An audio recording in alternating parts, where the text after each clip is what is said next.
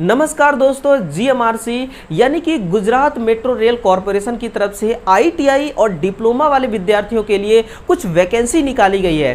देखिए, ये जीएमआरसी का एक नोटिफिकेशन है हमारे पास। ये नोटिफिकेशन है आपका 10 मई 2023 का, यानी कि हाल ही में ये नोटिफिकेशन निकाला गया है। और इस नोटिफिकेशन, इस एडवर्टीज का ये एडवर्टीज नंबर है। और एक्चुअल में देखा जाए ना तो ये रिक्रूटमेंट किसके लिए है? ऑपरेशन एंड मेंटेनेंस के लिए है। आपको दोस्तों मालूम होगा कि मेंटेनेंस के अंतर्गत कौन आता है। तो जो आईटीआई वाले विद्यार्थी होते हैं वो अक्सर मेंटेनेंस का ही उनको काम दिया जाता है, चाहे वो किसी भी सेक्टर में जाएं। तो ऑपरेशन एंड मेंटेनेंस के लिए रिक्रूटमेंट है। अब देखिए, ये जो जीएमआरसी है ना, ये किसके रेस्पेक्ट में काम करती है, कौन कौन से एक्ट और कौन से गवर्नमेंट के द्वारा वो एक्ट बनाया गया है, कौन सा गवर्नमेंट के अंदर ये काम करती है। तो ये गुजरात, देखिए, गवर्नमेंट ऑफ गुजरात, यानी कि जहां की वैकेंसी है ना, वहां का जो गवर्नमेंट है जो भी एक्ट बनाती है उस एक्ट को ये फॉलो करता है। और उसी के साथ में गवर्नमेंट ऑफ इंडिया, यूं कहें कि सेंट्रल गवर्नमेंट के जो भी नियम होते हैं वो लागू इस पर होते हैं, है ना, 50-50 के रेशियो में। तो यहां पर देखिएगा, सबसे पहले ये समझ लेते हैं कि इस नोटिफिकेशन का एल्गोरिथम क्या है, क्या पैटर्न है इसका। तो फॉर्म अप्लाई करने का जो डेट है ना, वो ये आपके सामने है कि 10 मई 2023 से और 9 जून 2023 तक फॉर्म को अप्लाई कर पाएंगे। कुल मिला करके 1 महीने का समय है आपके पास। और इसका पेमेंट वगैरह ऑनलाइन सिस्टम से किया जाना है। और पेमेंट करने का डेट भी उतना ही तक है जब तक आपका फॉर्म अप्लाई करने का डेट है। क्लियर है? एक एक चीजें क्लियर करते हैं। क्या इसमें सिलेक्शन प्रोसेस है, नेगेटिव मार्क्स का इसमें क्या रोल है, और कैसे आपका एग्जाम होना है, सिलेबस क्या रखा गया है, एज लिमिट क्या है, सारी चीजें बात करने वाले हैं ना। देखिएगा, सबसे पहले यहां पर देखिएगा आप कि किस किस पोस्ट के लिए। सबसे पहले यहां पर इन्होंने किस चीज को बताया है, डिप्लोमा के लिए, है ना, एजुकेशन क्वालिफिकेशन डिप्लोमा के लिए। सबसे पहले देखिएगा, जो डिप्लोमा इंजीनियर्स है ना, वो इंजीनियर्स अगर मैकेनिकल ट्रेड से हैं, इलेक्ट्रिकल ट्रेड से हैं, कंप्यूटर इंजीनियरिंग या फिर electronics and communication, in trade से अगर आपका डिप्लोमा है तो आप ट्रेन ऑपरेटर बन सकते हैं। क्या बन सकते हैं? Train operator. और इस दरमियान आपको सैलरी कितना दिया जाएगा? स्टेशन कंट्रोलर और ट्रेन ऑपरेटर बन सकते हैं। 33,000 से लेकर के 1 लाख रुपए सैलरी आपको पर मंथ दिया जाएगा। अब देखिए, अलग अलग कैटेगरी के ना इसको डिवाइड किया गया है इस टोटल 150 पोस्ट को। जनरल के लिए 61, एससी बीसी के लिए 41 और एससी के लिए 11, एसटी के लिए 22, ईडब्ल्यूएस के लिए 15। तो ये 150 पोस्ट को इन्होंने अलग अलग डिवाइड कर दिया। और मिनिमम कितना एज रखा है कि देखिएगा, मिनिमम है 18 से 28 वर्ष। और A1 कैटेगरी का आपका क्या होना चाहिए? Medical standard. ठीक है ना। तो देखिए, ये जो नोटिफिकेशन है ना, इसको मैं टेलीग्राम चैनल पर अपलोड कर दूंगा और आप इसको रीचेक जरूर कीजिएगा। अपने अपने ट्रेड के अकॉर्डिंग अपना डिटेल्स आप जरूर देखिएगा। जैसे कि मैंने बताया, स्टेशन मास्टर और ट्रेन ऑपरेटर के लिए ये डिटेल्स है ना। अब सीआरए के लिए पूरा डिटेल्स आपको देखना है, जेई इलेक्ट्रिकल के लिए देखना है, जेई इलेक्ट्रॉनिक्स के लिए देखना है, जेई मैकेनिकल के लिए देखना है और जेई सिविल के लिए देखना है। ठीक है ना। अब डायरेक्ट डिप्लोमा से हम आते हैं आईटीआई वाले विद्यार्थियों के लिए, क्योंकि उनके मन वो भी दोस्तों अपना डिटेल्स सुनने के लिए एक्साइटेड हो रहे होंगे। तो देखिए, सबसे पहले मेंटेनर उनका पोस्ट का नाम है और ट्रेड फिटर है। ट्रेड फिटर है, एसेंशियल क्वालिफिकेशन, मिनिमम क्वालिफिकेशन जो इन्होंने रखा है ना, बिल्कुल क्लियरली है। इसमें किसी भी प्रकार का कोई शंका नहीं होगा किसी को। एसएसएलसी यानी कि सेकेंडरी स्कूल लिविंग सर्टिफिकेट पास होना चाहिए और साथ में आईटीआई होना चाहिए। जिस ट्रेड से मांगा गया है, यानी कि फिटर ट्रेड से 2 वर्ष का आईटीआई होना चाहिए। अब यहां पर ना बहुत से विद्यार्थी ये पूछेंगे कि आईटीआई होना चाहिए प्राइवेट या फिर गवर्नमेंट सेक्टर का, एनसीवीटी ट्रेड होना चाहिए या एससीवीटी ट्रेड होना चाहिए। तो यहां पर ना आप देखिएगा, आप सुनिए, from a government recognised university या इंस्टीट्यूट, कोई ऐसा यूनिवर्सिटी है या फिर कोई ऐसा इंस्टीट्यूट है जो गवर्नमेंट के द्वारा ऑथोराइज्ड है, यानी कि गवर्नमेंट के द्वारा उसको परमिशन मिला हुआ है। आप ऐसे यूनिवर्सिटी या इंस्टीट्यूट में आईटीआई किए हैं तो आप फॉर्म को अप्लाई जरूर करेंगे, चाहे आप एनसीवीटी से हैं चाहे आप एससीवीटी से हैं, फॉर्म अप्लाई जरूर कीजिएगा। एज देखिए, है ना, एज कितना है? 18 से 25 वर्ष एज रखा गया है। उससे पहले हम देखते हैं वैकेंसी कितना है। तो 58 वैकेंसी है। कितनी? 58 वैकेंसी है।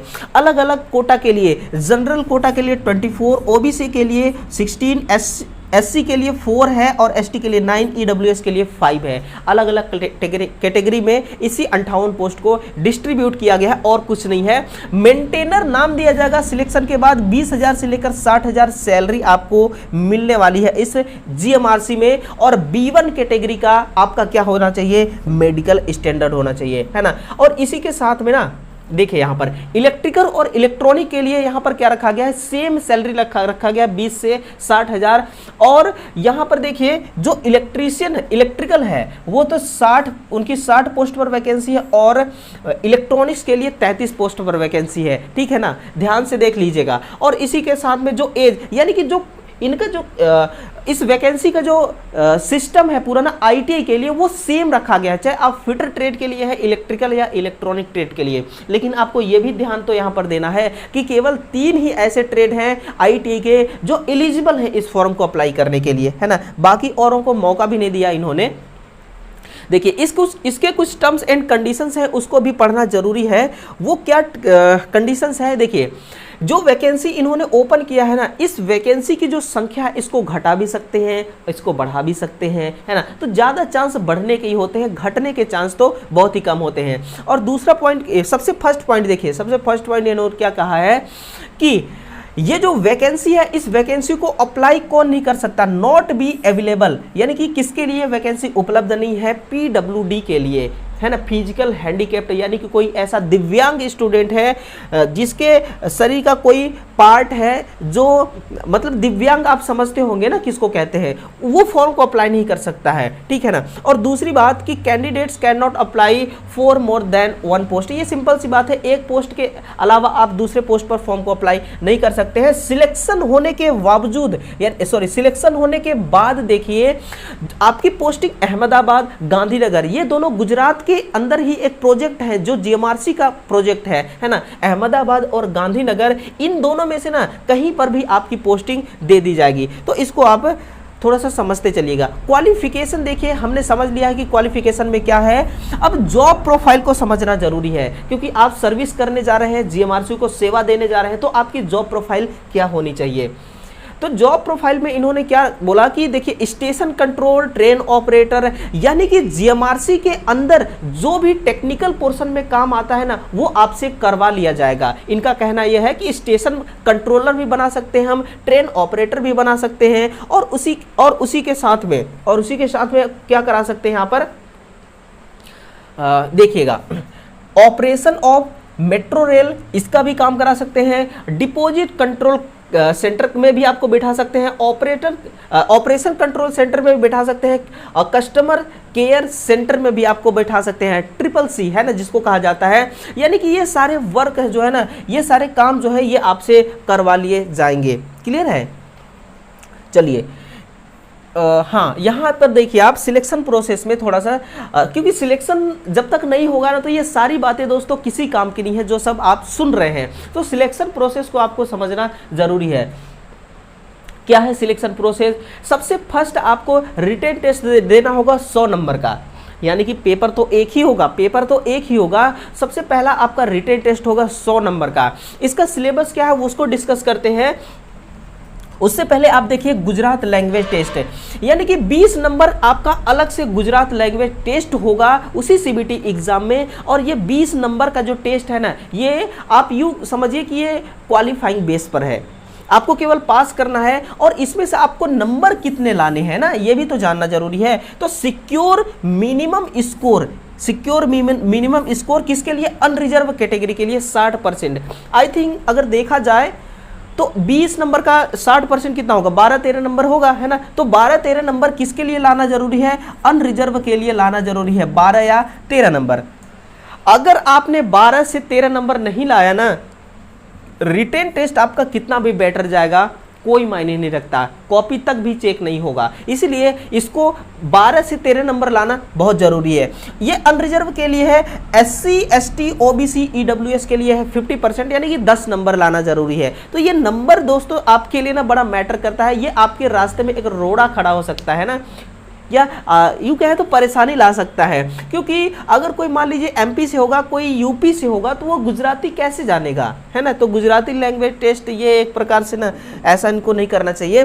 तो देखिएगा इसके बाद एग्जामिनेशन पैटर्न क्या है, तो एग्जामिनेशन पैटर्न ये तो डिप्लोमाधारी विद्यार्थियों के लिए है, यानी कि 120 नंबर के 120 मिनट आपके एग्जाम में आपको दिया जाएगा, सॉरी हाँ 120 मिनट यानी कि वही 2 घंटे, 120 मिनट 2 घंटे का एग्जाम होगा आपका, और जिसमें 120 क्वेश्चंस होंगे। कहाँ से क्वेश्चन पूछे जाएंगे, गुजराती लैंग्वेज से 20 प्रश्न, लॉजिकल एबिलिटी एंड रीजनिंग से 20 क्वेश्चन, एंड क्वालिफिकेशन एप्टीट्यूड से 20 क्वेश्चन, जनरल इंग्लिश से 20 क्वेश्चन, एंड टेक्निकल नॉलेज से 40 क्वेश्चन। जिस ट्रेड से भाई साहब आप फॉर्म को अप्लाई करेंगे ना, उससे केवल 40 नंबर का ही क्वेश्चन पूछा जाना है, बाकी सब दुनियादारी क्वेश्चन पूछा जाएगा, ठीक है ना। इसके बाद देखिए ये तो आईटीआई डिप्लोमा के लिए था। अब आईटीआई के लिए मेंटेनर के लिए देखिए वही 120 मिनट का समय मिलेगा, लेकिन क्वेश्चन केवल 100 ही रहेगा, है ना। कहाँ से क्वेश्चंस आएंगे, टेक्निकल नॉलेज। देखिए मैं इसका डिटेल आपका एक सिलेबस के बारे में आपको एक सेशन दूंगा, जिसमें पूरा डिटेल बात करने वाले हैं हम कि जीएमआरसी हो यानी कि जो मेट्रो रेल होता है ना, उसका सिलेबस क्या होता है। लेकिन अभी फिलहाल के लिए इसमें समझिएगा टेक्निकल नॉलेज, अगर फिटर से आप फॉर्म अप्लाई करते हैं तो 40 नंबर फिटर ट्रेड से, इलेक्ट्रॉनिक से करते हैं तो 40 नंबर इलेक्ट्रॉनिक के, इलेक्ट्रिकल से करते हैं तो 40 नंबर इलेक्ट्रिकल के क्वेश्चंस होंगे। गुजरात लैंग्वेज के 20 नंबर, यानी कि इनका सेम ही है, दोनों का सेम ही है सिलेबस। देखिए यहाँ पर 20 number, logical ability and reasoning से कितना है 15 क्वेश्चंस, क्वांटिटी एप्टीट्यूड से 10 क्वेश्चन, जनरल इंग्लिश से 15 क्वेश्चंस, टोटल कितने हो गए 100 क्वेश्चंस टोटल हो गए। अगर आपको सिलेबस चाहिए ना अभी तुरंत, तो आप इस वेबसाइट पे क्लिक करिएगा www.gujaratmetrorail.com/career, है ना। इस पर आप क्लिक करिएगा और डायरेक्ट आप इसका सिलेबस देख सकते हैं, ठीक है ना। लेकिन अगर आपको समझते हुए सिलेबस को देखना है तो फिर आप जरूर इंतजार कीजिए, मैं एक सेशन आपको बहुत शानदार और खूबसूरत सा सेशन कराने वाला हूं। निगेटिव मार्क क्या है, इसमें निगेटिव मार्क का क्या रोल है, ये वैकेंसी इतनी डेंजरस क्यों होती जा रही है ना। एक एक स्टेप हम आगे बढ़ते जा रहे हैं और ये आपकी जो नोटिफिकेशन है आपको डराता जा रहा है। देखिएगा सबसे पहले निगेटिव मार्क की हम बात करते हैं, तो क्या निगेटिव मार्क का रोल है। आपके सामने 2 क्वेश्चन एग्जाम्पल के लिए आते हैं, एक क्वेश्चन को आप राइट क्लिक करते हैं, राइट आंसर, और दूसरे वाले का आप रॉन्ग आंसर, गलत आंसर क्लिक करते हैं। तो इस सिचुएशन में क्या होगा कि जो आपने गलत किया है ना, उस गलत का तो आपको सजा मिलेगी, और सजा किस प्रकार से मिलने वाला है कि जो आपने सही किया है उसमें से 1/4 नंबर डिडक्ट कर लिया जाएगा, कटौती कर ली जाएगी। यहीं से निगेटिव मार्क स्टार्ट होती है, और 2 स्टेप में निगेटिव मार्क दोस्तों आती है। पहला स्टेप की गलत आंसर करते हैं तो 1/4 डिडक्ट होगा राइट आंसर से, और दूसरा जैसे कि देखिए एक कोई क्वेश्चन है ना, ये पर्टिकुलर कोई एक क्वेश्चन है, इसके 4 ऑप्शन होते हैं A B C D, लेकिन इसमें 5 ऑप्शन होंगे, एक होगा E का। अगर आपके पास आपको क्लियर है कि आंसर ए होगा तो ए को टिक करिए, क्लियर है कि बी होगा तो बी को, सी होगा तो सी को, डी होगा तो डी को क्लिक करिए। अगर आपको ऐसा लगता है ना कि मुझे नहीं पता कौन इसका आंसर है, तो आपको ना ई वाले को टिक करना होगा। अगर आपने बिना ई वाले को टिक किए आप आगे चले गए तो भी आपके लिए निगेटिव मार्क खड़ी है 1/4। इसलिए 2 स्टेप में निगेटिव मार्क है, आप समझिएगा, है ना। तो ये निगेटिव मार्क जो है ना, ये इस एग्जाम को और भी टफ बनाता जा रहा है। और क्वालिफिकेशन इन द टेस्ट, यानी कि आपका सिलेक्शन प्रोसेस वगैरह की थोड़ा बात कर लेते हैं कि देखिए शॉर्ट लिस्टिंग जो होगा ना, सिलेक्शन प्रोसेस के लिए जो शॉर्ट लिस्टिंग का काम होगा वो कैसे होगा। तो सीबीटी एग्जाम जो आपका 100 नंबर का होने वाला है ना, उसी से आपका शॉर्ट लिस्टिंग होगा, मेरिट लिस्ट वहीं से बनने वाला है ना। जो मेरिट लिस्ट होगा वो वहीं से बनने वाला है। और मेडिकल एग्जामिनेशन के लिए क्या है कि मेडिकल, देखिए मेडिकल जो एग्जाम होगा ना, यानी कि मेडिकल जो टेस्ट होगा उसका जो भी खर्चा वगैरह आता है वो सब जीएमआरसी उठाएगा, चाहे लाखों रुपए आए चाहे हजारों में वो हो जाए, उससे हमें मतलब नहीं है, वो जीएमआरसी खुद अपना देखेगा। लेकिन कभी कंडीशन ऐसा आता है, कोई ऐसा सिचुएशन आ जाता है कि दोबारा मेडिकल टेस्ट कराने की जरूरत है, तो फिर दोबारा जो खर्चा आएगा ना वो खुद को ही उठाना पड़ेगा। इनके द्वारा ये बात बिल्कुल साफ साफ शब्दों में कही गई है ना, हिम सेल्फ हेयर सेल्फ, तो आपको खुद ही देखना होगा, है ना। तो लेकिन ऐसा कुछ होता नहीं है, देखिए। और इसके बाद देखिए पैसा रुपया कितना मिलने वाला है इस सर्विस में।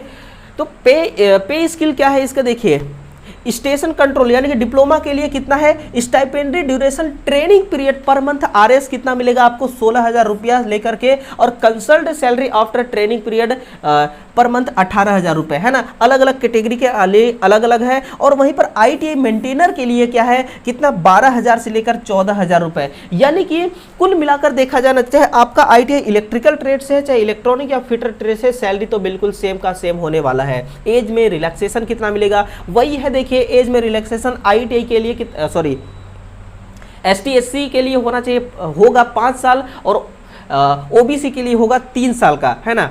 और एक्स सर्विसमैन के लिए होगा 45 मैक्सिमम 45 वर्ष, अपर एज मैक्सिमम 45 वर्ष होना चाहिए, तभी फॉर्म को अप्लाई करेंगे आप। और इसका फी वगैरह कितना है, तो फी देखिए जनरल और अनरिजर्व के लिए कितना 600 रुपये है, और एसईबीसी और ओबीसी के लिए कितना है, तो ये है आपका 300 रुपये, और एसटी एससी ईडब्ल्यूएस के लिए है 150 रुपये। यानी कि फीस में तो इन्होंने कोई कसर नहीं छोड़ा है, फीस तो आपसे बढ़िया ले रहे हैं ये फॉर्म अप्लाई करने का, आपका सिलेक्शन हो या ना हो, लेकिन आपसे फीस ज़रूर लिया जाएगा, है ना। तो ये रहा इसका टोटल डिटेल्स, और कैसे कैसे अप्लाई करना है, अप्लाई करने का लिंक वगैरह मैंने आपको दिखा दिया। आप चाहे तो खुद से अप्लाई कर सकते हैं, नहीं तो आप फॉर्म को ज़रूर अप्लाई कराइएगा ई मित्र में जा करके, है ना। तो इस वैकेंसी का टोटल एल्गोरिथम ये था, जो आपने टोटल पैटर्न्स को समझा। इस नोटिफिकेशन के जरिए जो भी इंफॉर्मेशन दिया गया था वो सारी इंफॉर्मेशन आप तक मैंने पहुँचा दिया। इस सेशन को दूसरे विद्यार्थियों तक जरूर शेयर कीजिएगा, और आप भी इस नोटिफिकेशन के जरिए जो भी क्वालिफिकेशन मांगा गया है वो अगर आपके पास है तो आप फॉर्म को अप्लाई जरूर कीजिएगा।